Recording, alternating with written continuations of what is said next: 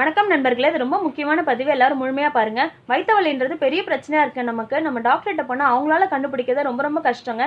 ஏன்னா வயிற்றுல நிறைய உறுப்புகள் இருக்குங்க. சினைப்பை, கர்ப்பப்பை, மண்ணீரல், கல்லீரல், சிறுகுடல், பெருங்குடல், இந்த மாதிரி நிறைய இருக்குங்க. எங்கெங்கெல்லாம் வலிச்சா என்னென்ன பிரச்சனை இருக்குன்னு நான் சொல்றேங்க. சிம்பிள் ட்ரிக்ஸ் தாங்க. அது தகுந்த மாதிரி நீங்கள் ட்ரீட்மெண்ட் எடுத்துக்கோங்க. மேல் வயிறுலேருந்து கீழ் வயிறு வரைக்கும் 3 பாகங்களா பிரிச்சுக்கோங்க. இடம்லேருந்து வளம் 3 பாகங்களா பிரிச்சுக்கோங்க. மொத்தமாக 9 பாகங்களா பிரிச்சுக்கோங்க.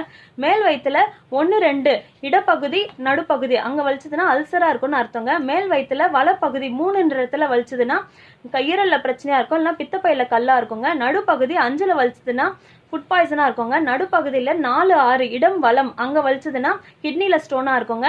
அடி வயிற்றுல 8ல் வலிச்சதுன்னா உங்களுக்கு கர்ப்பப்பை பிரச்சனையாக இருக்குங்க. 7ல் வலிச்சதுன்னா உங்களுக்கு அப்பண்டிசிட்டிஸாக இருக்குங்க. 9ல் வலிச்சதுன்னா உங்களுக்கு குடல் இறக்கமாக இருக்குங்க. அதுக்கு தகுந்த மாதிரி நீங்கள் ட்ரீட்மெண்ட் எடுத்துக்கோங்க. ரொம்ப எச்சரிக்கையாக இருங்க. நன்றி.